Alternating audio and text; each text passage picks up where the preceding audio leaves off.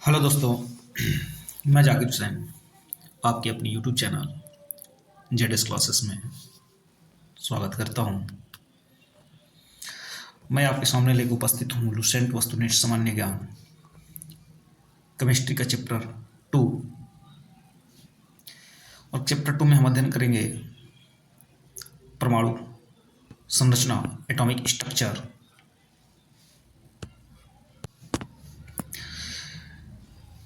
Atomic structure के बारे में हम लोग देखेंगे।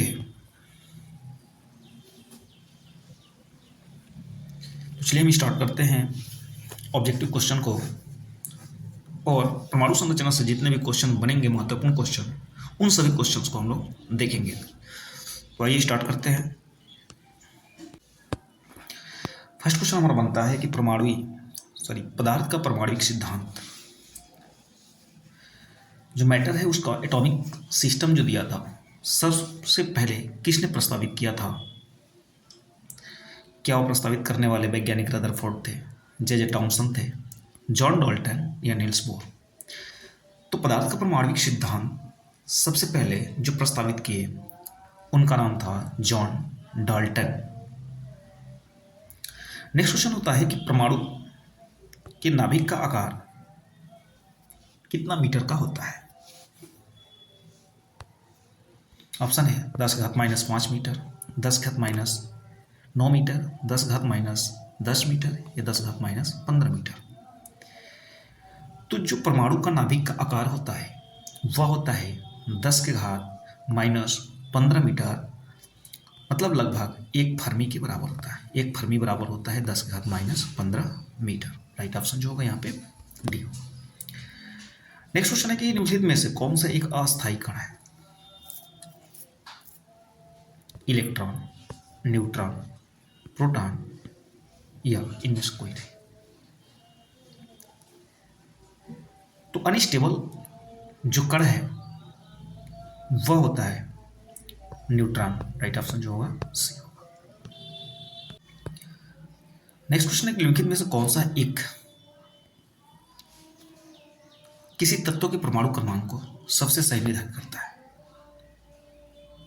मतलब परमाणु के अंतर्गत कोई भी एटॉमिक होता है, उस एटॉमिक के अंतर्गत इलेक्ट्रॉन, प्रोटॉन और न्यूट्रॉन होता है। तो पूछ रहा है कि किसी भी तत्व के परमाणु क्रमांक का जो सबसे सही सटीक निर्धारण करता है, क्या वो प्रोटॉन होता है, क्या इलेक्ट्रॉन होता है, या प्रोटॉन इलेक्ट्रॉनों की संख्या होती है, या उसमें उपस्थित आयनों की संख्या होती है, या न्यूक्लियॉन्स की संख्या होती है?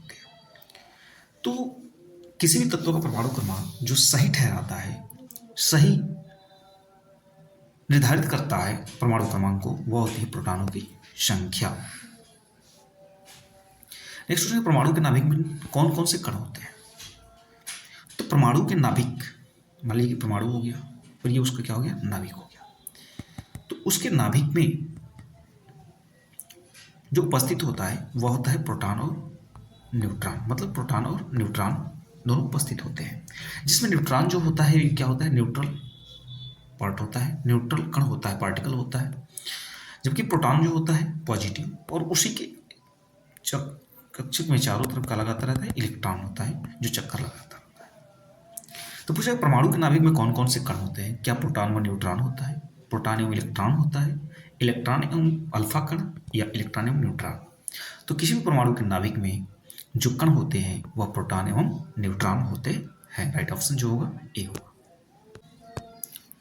नेक्स्ट क्वेश्चन आता है निम्नलिखित में से एक आवेश रहित कण है। आवेश रहित मतलब जिस पर किसी भी प्रकार का चार्ज नहीं होता है। क्या इलेक्ट्रॉन होता है, प्रोटॉन होता है, न्यूट्रॉन होता है? इनमें से कोई नहीं। देखिए, इलेक्ट्रॉन पर ऋणावेश तो प्रोटॉन पे क्या होता है, positive. Proton positive, electron negative होता है। जबकि इन दोनों को ये दोनों मिलकर के क्या करते हैं, न्यूट्रॉन को न्यूट्रल कर देते हैं। सो न्यूट्रॉन पर होता है कोई आवेश नहीं होता है, यह एक आवेश रहित कण होता है। राइट ऑप्शन जो होगा सी होगा। परमाणु में कौन से मूलकण समान संख्या में इस तरह उपस्थित होते हैं? अब कोई भी एटॉमिक होता है तो उस एटॉमिक के अंतर्गत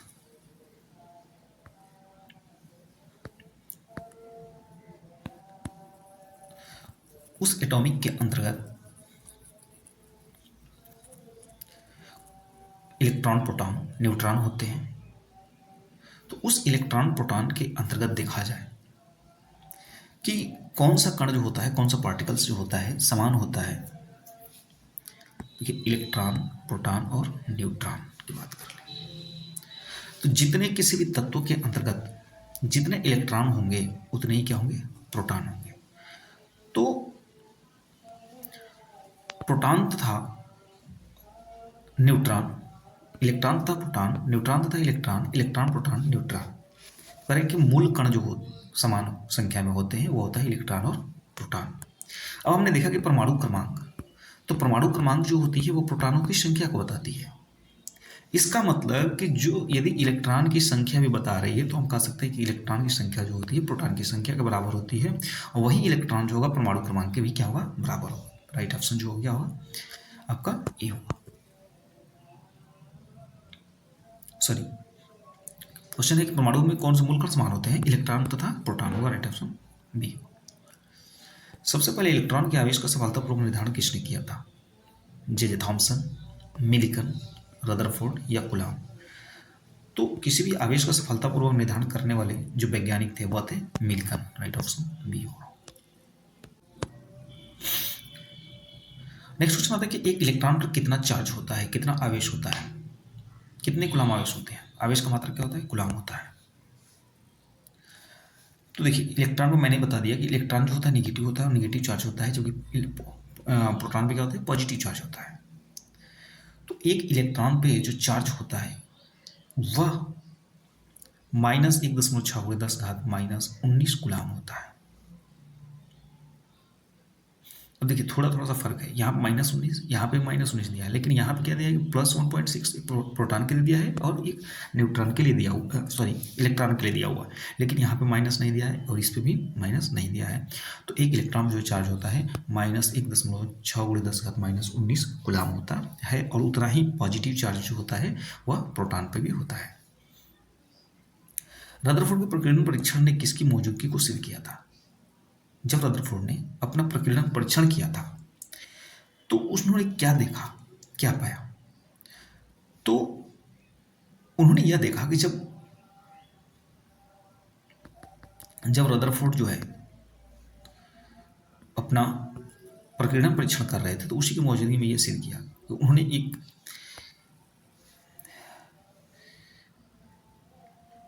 एक सोने की पन्नी ली और वहां से अल्फा परमाणु की बमबारी की।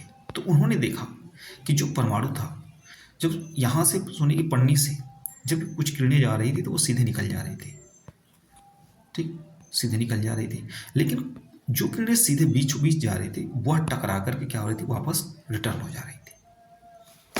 तो उन्होंने ऐसा देखा, उनको ये समझ आया कि कुछ तो ऐसी चीज है परमाणु के बीच में, नाभिक बीच में, कि जो उन किरणों को क्या कर रही है, रिवर्स कर रही है, वापस भेज दे रही है।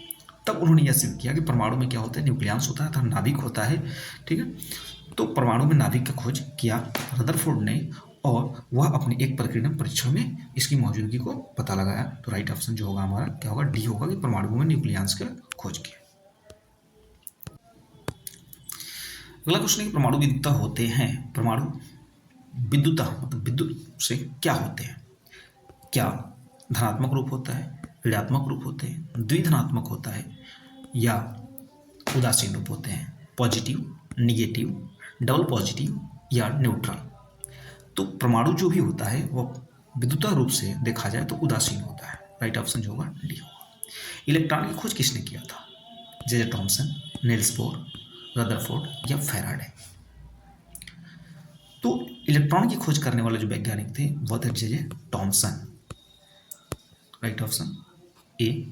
प्रोटॉन की खोज किसने की, गोल्डस्टीन, चैडविक, थॉमसन या फैराडे।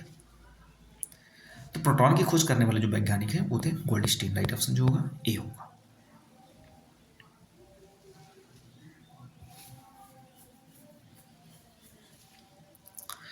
देखिए यहाँ पे रदरफोर्ड भी देता है ऑप्शन, एक रदरफोर्ड भी देता है। तो यदि चैडविक नहीं रहता तो क्या मारा जाता, रदरफोर्ड। हमारा ऑप्शन सही होगा। नेक्स्ट क्वेश्चन है कि जेम्स चैडविक ने निम्नलिखित में से किसकी खोज की। James Chadwick, electron, proton, neutron या मेसॉन। जेम्स चैडविक ने न्यूट्रॉन की खोज की थी। निम्नलिखित में से किन कणों में कणीय तरंग की द्वितीय प्रकृति पाई जाती है? निम्नलिखित में किन कणों में कणीय तरंग मतलब कणों के तरंग की दोहरी प्रकृति पाई जाती है? क्या मेसॉन होते हैं, प्रोटॉन, इलेक्ट्रॉन या न्यूट्रॉन? तो वह इलेक्ट्रॉन होते हैं जिसमें द्वि प्रकृति का गुण पाया जाता है। दो प्रकार की उनमें प्रकृति होती है। पॉजिट्रॉन के खोजकर्ता कौन है? चैडविक, युकावा, एंडरसन या रदरफोर्ड? तो पॉजिट्रॉन की जो खोज करने वाले वैज्ञानिक है वो है Anderson. Right option C. Next question आता है कि परमाणुवीय नाभिक किसने खोजा था? परमाणु का नाभिक किसने खोजा था? Rutherford, Dalton, Einstein, Thomson. तो मैंने बताया था कि जो प्रकीर्णन वाली प्रयोग किए थे रदरफोर्ड ने, तो उन्होंने देखा कि जो किरणें जा रही थी वो परमाणु से वापस बीच से लौट जा रही थी, तो वही थे रदरफोर्ड, ठीक ना। उन्होंने ही नाभिक का क्या किया था? न्यूक्लियस का खोज किया था। एक भारतीय वैज्ञानिक जिसका नाम एक विशिष्ट मूलकण के साथ जुड़ा हुआ है, रमन, बोस, चंद्रशेखर या शाह, वह है बोस। राइट ऑप्शन क्या होगा? बी होगा। चलते क्वेश्चन नंबर हम कितने पर? 19 पे। न्यूट्रॉन का पता लगाने वाले वैज्ञानिक का नाम क्या है? चैडविक, बोहर, फर्मी या रदरफोर्ड? न्यूट्रॉन का पता लगाने वाले वैज्ञानिक का नाम क्या है? तो वो है चैडविक। राइट ऑप्शन ए होगा। निम्नलिखित में से किस परमाणु के नाभिक में न्यूट्रॉन नहीं होता है?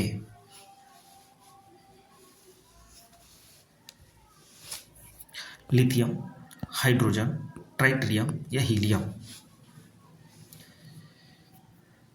अब जानते हैं कि हीलियम क्या होता है? अक्रिय गैस होती है। लिथियम जो सूखा बैटरी वाली लिथियम बैटरी आती है, जो हमारी शुष्क बैटरियाँ। उसके बाद जो होता है हाइड्रोजन और ट्राइटेरियम। तो पूछ रहा है कि परमाणु के नाभिक में न्यूट्रॉन नहीं होता है, तो परमाणु, अब हाइड्रोजन की बात कर लेंगे तो 1H1 होता है। अब हमने देखा कि इसमें नाभिक में न्यूट्रॉन नहीं होता, तो न्यूट्रॉन नहीं होने का कारण क्या है कि यदि हम परमाणु क्रमांक से परमाणु घर को घटा दें तो क्या आएगा? 0 आएगा। तो न्यूट्रॉन की संख्या क्या हो जाएगी? इसमें 0 हो जाएगी। या हम ऐसे निकाल सकते हैं कि जो न्यूट्रॉन की संख्या होती है, जो द्रव्यमान संख्या होती है, वो क्या होती है? प्रोटॉनों की संख्या प्लस न्यूट्रॉनों की संख्या। तो प्रोटॉनों की संख्या और न्यूट्रॉनों की संख्या के बराबर होती है, तो यदि हम न्यूट्रॉन की संख्या निकालें तो परमाणु क्रमांक में हम क्या करें? प्रोटॉनों की संख्या घटा देंगे। तो यदि प्रोटॉनों की संख्या घटा देंगे तो 1 में से 1 घटाएंगे तो क्या होगा? 0। अर्थात न्यूट्रॉन की संख्या क्या होगी? 0। और यह जो होता है हाइड्रोजन होता है, जिसके नाभिक में न्यूट्रॉन नहीं होता है। नेक्स्ट क्वेश्चन आता है कि इलेक्ट्रॉन की तरंग प्रवृत्ति की खोज सबसे पहले किसने की थी? J Thomson, de Broglie, Rutherford या बोहर? तो इलेक्ट्रॉन की तरंग प्रकृति की खोज करने वाले वैज्ञानिक जो थे वो क्या थे? डी ब्रॉगली थे। नेक्स्ट क्वेश्चन है कि 22 नंबर के तत्व के सबसे छोटे भाग को क्या कहते हैं? तत्व का सबसे छोटा भाग, परमाणु, इलेक्ट्रॉन, न्यूट्रॉन और प्रोटॉन। देखिए सबसे क्वेश्चन यही बन जाता है कि निम्नलिखित में से कौन, अणु या परमाणु, कौन बड़ा है? तो देखिए इसमें अक्षरों की संख्या क्या है? ज्यादा है, तो जो ज्यादा है उसमें क्या होगा? वही छोटा है। ये ध्यान रखना है थोड़ा सा आपको। अणु तो ये बड़ा होता है, परमाणु छोटा होता है। तो तत्वों में सबसे छोटा भाग को हम क्या कहते हैं? परमाणु कहते हैं। राइट ऑप्शन जो होगा ए होगा। नेक्स्ट क्वेश्चन है कि जॉन डाल्टन के अनुसार, सिद्धांत के अनुसार कौन सबसे छोटा कण होता है? अभी मैंने बताया परमाणु होता है। किसी परमाणु का रासायनिक व्यवहार किस पर निर्भर करेगा? कोई भी परमाणु है उसका रासायनिक व्यवहार किस पर निर्भर करेगा? क्या न्यूक्लियस में प्रोटॉनों की संख्या पर निर्भर करेगा, न्यूक्लियस में न्यूट्रॉनों की संख्या पर, न्यूक्लियस के इर्द गिर्द घूम रहे इलेक्ट्रॉनों की संख्या पर, या न्यूक्लियस में न्यूक्लियनों की संख्या पर? अब देखिए आइए थोड़ा सा मैं एग्जाम्पल एक बताता हूँ, घरेलू एग्जाम्पल। मान के चलिए एक परमाणु हो गया है, और परमाणु में एक हमारा हो गया क्या? नाभिक। ये हमारा नाभिक हो गया, और इसके चारों तरफ जो है ये इलेक्ट्रॉन जो है घूम रहा है। ठीक, तो हम मान लेते हैं कि ये हमारा परिवार घर है, और इस घर के अंतर्गत ये वाला जो हिस्सा है ये हमारे मम्मी पापा हो गए, ये हो गए नाभिक। और हम लोग जन्म लेने वाले लोग, जो हम लोग बच्चे हैं, ये हम लोग इलेक्ट्रॉन हो गए। अब मम्मी पापा घर बैठे हुए हैं, ये जो है पूरा गांव घूम रहा है। यदि इसका व्यवहार जैसा होगा, ठीक ना, मम्मी पापा के व्यवहार को व्यक्त करेगा। तो यदि हमारा व्यवहार जैसा गलत वैसा इसके व्यवहार पर निर्भर करेगा। तो जो बाहर घूम रहा है उसी के ऊपर जो होगा निर्भर करेगा किसका, न्यूक्लियस का व्यवहार। तो कह रहे हैं कि न्यूक्लियस के इर्द गिर्द घूम रहे इलेक्ट्रॉन की संख्या पर निर्भर करता है परमाणु का कि व्यवहार, परमाणु का व्यवहार कैसा होगा। यदि इलेक्ट्रॉन त्यागेगा कि इलेक्ट्रॉन ग्रहण करेगा, ये लड़का जो घूम रहा है वो कर्ज लेगा कि या मम्मी पापा को जो है कर्ज से मुक्त कराएगा।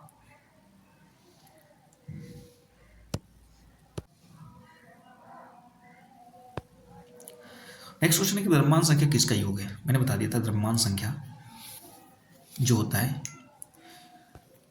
केवल प्रोटॉन का होता है, इलेक्ट्रॉन प्रोटॉन का हो, या प्रोटॉन और न्यूट्रॉन का, या इलेक्ट्रॉन और न्यूट्रॉन का। तो मैंने बताया कि द्रव्यमान संख्या जो होती है वो प्रोटॉन प्लस न्यूट्रॉनों की संख्या के योग के बराबर होती है। किसी परमाणु के परमाणु द्रव्यमान और द्रव्यमान संख्या के अंतर को क्या कहते हैं। हम कहते हैं, देखिए, परमाणु क्रमांक, परमाणु संख्या, ये इलेक्ट्रॉन की संख्या, द्रव्यमान क्षति।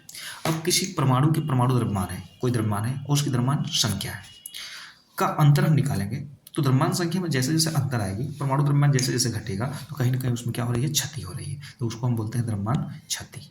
राइट ऑप्शन जो होगा सी होगा।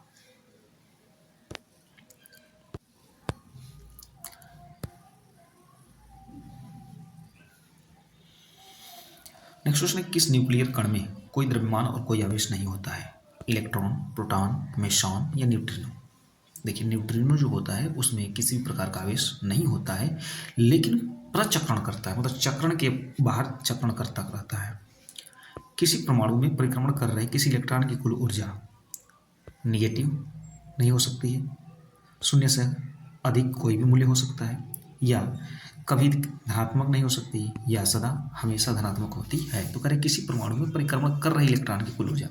अब देखिए, जब इलेक्ट्रॉन के अंदर धनात्मक ऊर्जा होगी तभी वो क्या करेगा, चक्रण करेगा, परिक्रमण करेगा, अन्यथा नहीं रहेगा। जैसे मान लीजिए कि अब आपके अंदर एनर्जी है, आप क्या कर रहे हैं, पूरे गांव घूम रहे हैं। जैसे एनर्जी जितनी बीमारी ग्रसित कर दिया, बेड रेस्ट पे हो गए, अब कहाँ चक्रण करेंगे। तो क्योंकि इसके अंदर नेगेटिव ऊर्जा खत्म हो चुकी है, इसलिए जो है आपके पास सदैव जो परमाणु में परिक्रमण कर रहे इलेक्ट्रॉन होते हैं उसके पास कुल ऊर्जा जो होती है सदैव पॉजिटिव होती है। राइट ऑप्शन जो होगा डी होगा।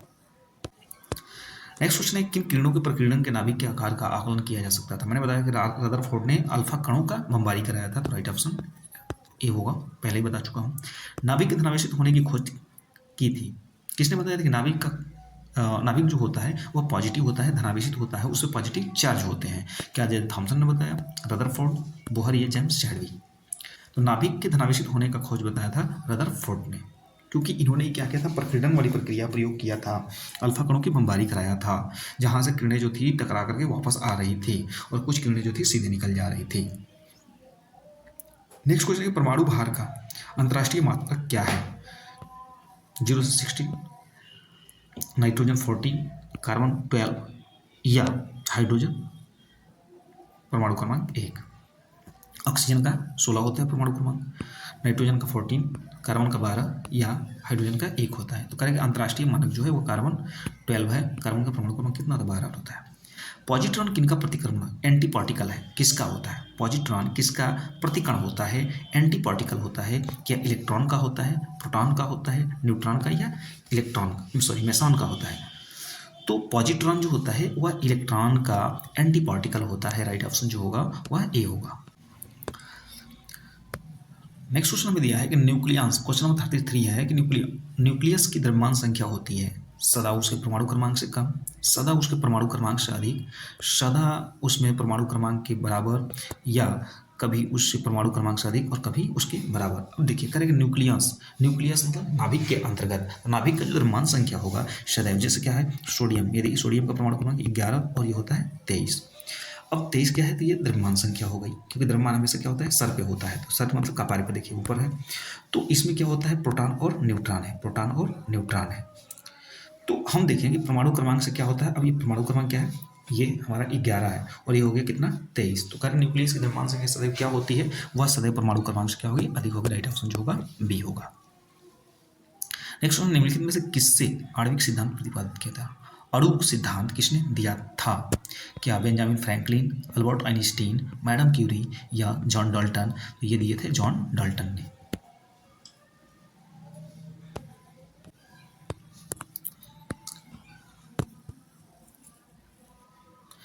नेक्स्ट क्वेश्चन दे रखा है कि एक परमाणु में दो इलेक्ट्रॉन की चारों क्वांटम संख्याएं आपस में बराबर नहीं हो सकती, या किसने दिया था?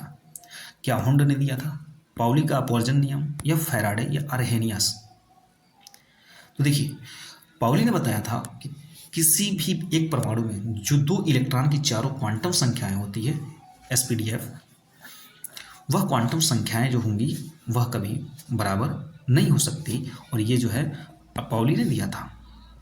रासायनिक तत्वों के अणु के संदर्भ में चुंबकीय क्वांटम संख्या का संबंध किससे है? अभिविन्यास से, आवृत्ति से, अमाप से, या चक्रण से? तो रासायनिक तत्वों के अणु के संदर्भ में जो चुंबकीय क्वांटम संख्या होती है वह होती है चक्रण से। राइट ऑप्शन डी होगा। क्वांटम संख्या जो किसी कक्षा में अंतरिक्ष में अभिविन्यास की दिशा निर्दिष्ट करता है।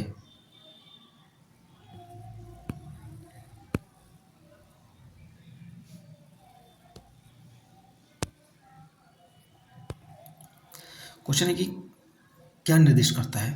मुख्य क्वांटम संख्या, चुंबकीय क्वांटम संख्या, कक्षीय क्वांटम संख्या, या प्रचक्रण क्वांटम संख्या? तो यह जो व्यक्त करता है वह होता है चुंबकीय क्वांटम संख्या। अगर किसी तत्व के रासायनिक गुण निम्नलिखित में से कौन तय करता है? किसी भी तत्व का रासायनिक गुण जो होता है निम्नलिखित में से कौन तय कर देगा? क्या इलेक्ट्रॉन तय करेगा, क्या प्रोटॉन तय करेगा, क्या न्यूट्रॉन तय करेगा, या इनमें से कोई नहीं? तो कोई भी तत्व है उसका रासायनिक जो केमिकल प्रॉपर्टी है उसका गुण जो तय करता है वह इलेक्ट्रॉन की संख्या तय करती है। ठीक है ना, कि electron negative, electron positive, electron त्याग कर रहा है, ग्रहण कर रहा है, यह सब कौन तय करता है? मतलब इलेक्ट्रॉन तय करता है किसका? किसी तत्व का रासायनिक गुण का। किसी परमाणु की बाह्यतम कक्ष में इलेक्ट्रॉन रह सकते हैं कितने? 2, 18, 8, या कोई निश्चित सीमा नहीं। किसी भी तत्व के अंदर जो इलेक्ट्रॉन रह सकते हैं वह अधिकतम वह रह सकते हैं 8। राइट ऑप्शन जो होगा वह बी होगा।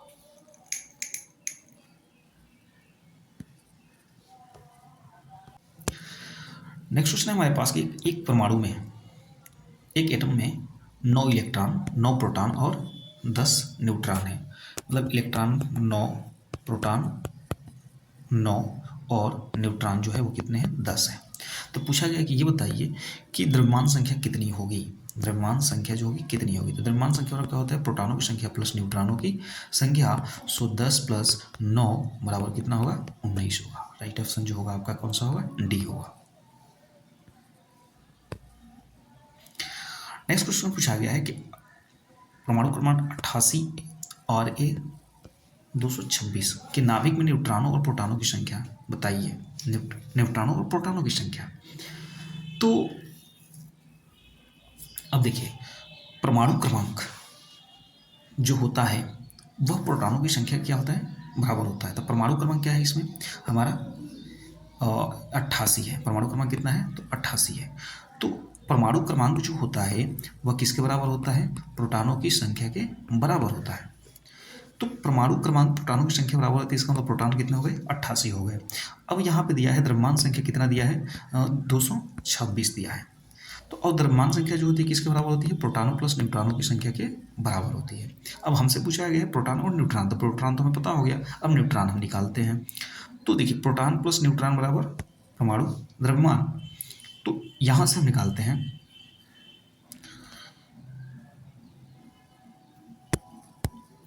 यहाँ से हम निकालें ये प्रोटॉन की संख्या को क्या करते हैं? घटा देंगे, 88 घटा देंगे तो बचेगा कितना? 16 में से 8 गया 8, और 11 में से 8 गया 3, मतलब 132। अर्थात हम यहाँ पे कह सकते हैं कि इसमें जो न्यूट्रॉन और प्रोटॉन की संख्या होगी वो कितना होगी? 138 एवं 88 होगी। न्यूट्रॉन, पहले न्यूट्रॉन दिया है इसलिए न्यूट्रॉन की संख्या 138। यहाँ पे देखिए दोनों दिया हुआ 88 138, तो यहाँ पे न्यूट्रॉन पहले 88 हो जाएगा, प्रोटॉन 138 होगा।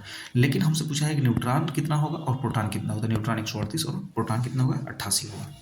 जिस तत्व के परमाणु में 2 प्रोटॉन, 2 न्यूट्रॉन तथा 2 इलेक्ट्रॉन हो उस तत्व का द्रव्यमान संख्या कितना होगा? फिर पूछा द्रव्यमान संख्या कितना होगा, एटॉमिक मास कितना होगा? न्यूट्रॉनों की संख्या प्लस प्रोटॉनों की संख्या, मतलब 2 + 2 बराबर कितना होगा? 4। राइट ऑप्शन जो होगा बी होगा। नेक्स्ट क्वेश्चन है कि पोटेशियम में इलेक्ट्रॉन की संख्या कितनी है? अब एटॉमिक मास 14 दिया है और परमाणु क्रमांक कितना दिया है? 19। तो अब जानते हैं कि परमाणु क्रमांक जो होता है वह परमाणु क्रमांक किसके बराबर होता है, इलेक्ट्रॉनों की संख्या जो होती है प्रोटॉनों की संख्या के बराबर होता है। तो परमाणु क्रमांक जो होता है इलेक्ट्रॉन की संख्या के बराबर होता है। सो राइट ऑप्शन जो होगा यहाँ पे 19 होगा, क्योंकि ऑलरेडी 19 दिया हुआ है।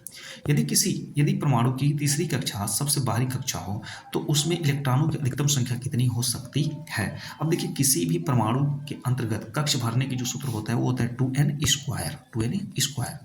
अब यदि हम n बराबर 1 लें तो कितना होगा 2, n बराबर 2 लें तो 2 का घात 2 4 और 4 दूना 8, फिर 3 लें तो 9 दूना 18। ठीक है, तो किसी भी और तो किसी भी बाहरी कक्ष में जो अधिकतम इलेक्ट्रॉन हो सकते हैं वो कितने हो सकते हैं 18। राइट ऑप्शन जो होता है सी होता है। किसी नाभिक का परमाणु क्रमांक Z है तथा इसकी द्रव्यमान संख्या m है, तो नाभिक में न्यूट्रॉन की संख्या कितनी होगी। अब परमाणु क्रमांक को किससे व्यक्त करते हैं, Z से। परमाणु क्रमांक को किससे इंडिकेट करते हैं, Z से करते हैं, और परमाणु भार को A से। तो परमाणु क्रमांक कह रहा है कि Z, और परमाणु क्रमांक और एटॉमिक नंबर क्या होता है, एटॉमिक नंबर होता है तो प्रोटॉनों प्लस न्यूट्रॉनों की संख्या के बराबर होता है द्रव्यमान संख्या। तो यहाँ पे पूछा है किसी नाभिक का परमाणु क्रमांक Z तथा द्रव्यमान संख्या जो है, द्रव्यमान संख्या जो है क्या है m है। मतलब यहाँ पे a बराबर क्या दे दिया है m, a बराबर m दे दिया है, और परमाणु क्रमांक दिया है Z। और जो परमाणु क्रमांक होती है किसके बराबर होती है, इलेक्ट्रॉनों की संख्या या प्रोटॉनों की संख्या के बराबर होती है। तो उसमें पूछा है न्यूट्रॉनों की संख्या बताइए, तो हम p के जगह क्या रख सकते हैं, p जो है Z दिया हुआ है तो p Z दे दिया और न्यूट्रॉन यहाँ पे निकाला है। तो यहाँ से निकालेंगे न्यूट्रॉनों की संख्या तो क्या होगा m माइनस जेड होगा, m माइनस जेड न्यूट्रॉनों की संख्या, अर्थात राइट ऑप्शन जो होगा क्या होगा m माइनस जेड होगा। नेक्स्ट क्वेश्चन दिया गया परमाणु क्रमांक 17। परमाणु क्रमांक 17 मतलब Z बराबर कितना दे दिया 17, ठीक। एवं द्रव्यमान संख्या मतलब A बराबर कितना दे दिया आपका 35, ठीक। तो क्लोरीन परमाणु के नाभिक में होते हैं, क्लोरीन परमाणु के नाभिक में क्या क्या होता है, प्रोटॉन और न्यूट्रॉन। अब चलिए, तो जेड होता है वह इलेक्ट्रॉनों की संख्या बराबर प्रोटॉनों की संख्या, मतलब जो परमाणु क्रमांक होता है वह प्रोटॉनों की संख्या या इलेक्ट्रॉनों की संख्या के बराबर दिया है। इसका मतलब जो परमाणु क्रमांक यदि हमें 17 दिया है तो प्रोटॉन भी कितना होंगे 17 होंगे। द्रव्यमान संख्या कितना दिया है 35। तो अब हम यहाँ से निकालें कि A बराबर P प्लस M, तो ये दिया 35 और प्रोटॉन में प्राप्त है 17, तो m निकाल दें तो 17 में से 35 जाएगा कितना होगा 18, ठीक है। तो उसने पूछा है, अब देखिए यहाँ पे हमें प्राप्त हो गया है प्रोटॉन, द्रव्यमान संख्या, परमाणु क्रमांक। पूछ रहा है कि 18 प्रोटॉन होंगे, 18 न्यूट्रॉन होंगे और 35 प्रोटॉन होंगे या 35 न्यूट्रॉन होंगे। तो इलेक्ट्रॉनों की संख्या जो यदि प्रोटॉनों की संख्या के बराबर होती है तो परमाणु क्रमांक 17 है, इसका मतलब प्रोटॉन भी कितने होंगे हमारे 17 होंगे। लेकिन यहाँ पे सिर्फ ऑप्शन में प्रोटॉन और न्यूट्रॉन दिया था, प्रोटॉन तो 18 है यहाँ पे तो गलत ऑप्शन दिया है, न्यूट्रॉन जो होगा 18 होगा, राइट ऑप्शन बी होगा। अब देखिए निम्नलिखित में से कौन इलेक्ट्रॉनिक विन्यास संभव नहीं है। चलिए देखते हैं। 1s2 दिया है, 1s2 2s2 2p6, 2p होता है मतलब sp, फिर पहले में s होता है, फिर दूसरे में sp होता है, फिर तीसरे में spd होता है। तो यहाँ पे दे रखा है 1s2 2p6 फिर 3s2 फिर 2p होगा, 3p होगा, फिर s के बाद p के बाद d आता है तो 3s। तो यहाँ पे d ऑलरेडी दे दिया है, तो राइट जो आपका संभव नहीं हुआ क्या होगा b होगा। करें कि 1s2 2s2 2p6 किसका इलेक्ट्रॉनिक विन्यास है क्या। अब देखिए यहाँ पे सोडियम और नियान, यहाँ पे दिया है निकेल और sodium, Na positive plus F fluorine, Ne plus F। तो यदि हम काउंटिंग करते हैं तो कितना होगा 6 2 8 2 10। अब देखिए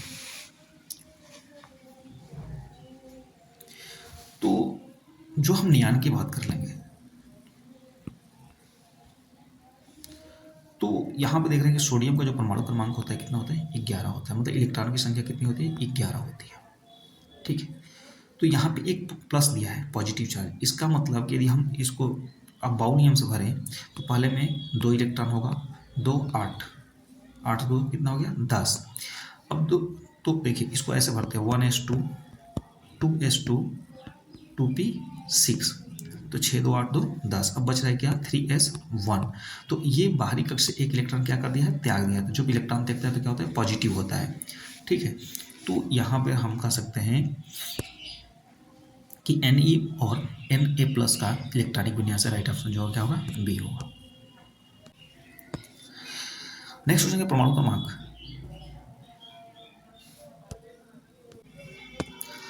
नेक्स्ट क्वेश्चन हम आते हैं 50 पे। दिया है परमाणु क्रमांक 20 वाले परमाणु का इलेक्ट्रॉनिक विन्यास कितना होगा। तो मैंने बताया था कि पहले ही कि किसी भी तत्व के बाहरी कक्ष में इलेक्ट्रॉन कितने हो सकते हैं, 8 या उससे अधिकतम 18। तो कह रहे हैं कि 2 8 10, काउंट करिए 8 10 18 2 20, यहाँ पे कितने हैं 10 हो गया है। 2 6, तो ये तो पहले ही गलत है क्योंकि 2 के बाद क्या होगा 8 होगा। यहाँ पे दिया 2 10, ये भी गलत है।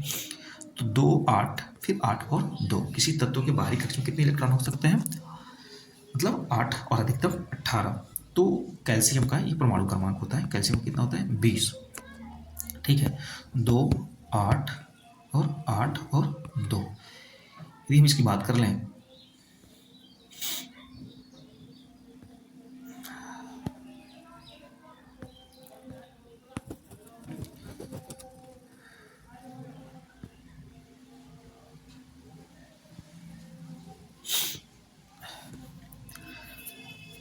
2 8 2 2 8 8 2 होता है। देखिए तो यदि हम इसको भरे तो 1s2 मतलब s में 2 हो गया, फिर 2s2 2p6, फिर आते हैं 3s2 और 3p6।